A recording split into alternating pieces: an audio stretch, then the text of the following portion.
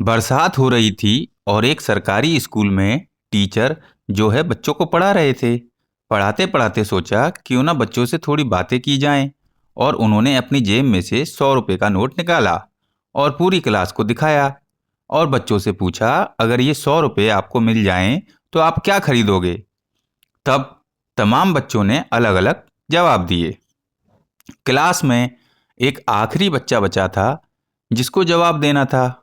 तब वह बच्चा अपनी जगह खड़ा हो गया और जवाब दिया कि सर, मैं अपनी माँ के लिए चश्मा लेकर जाऊंगा।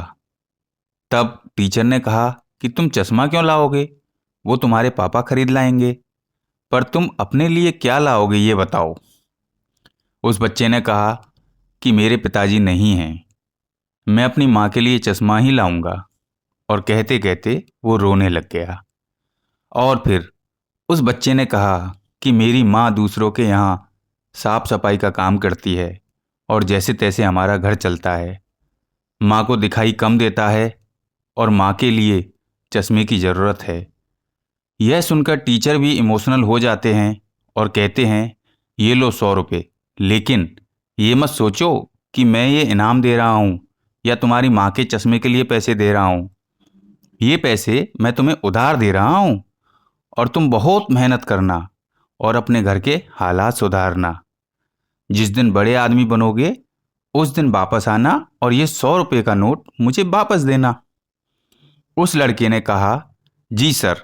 अब लड़का बहुत मेहनत करते गया और पढ़ाई करते गया। 20 सालों के बाद में वही इतिहास दोहराता है। बाहर बारिश होती है और सरकारी स्कूल में क्लासेस चल रही होती हैं।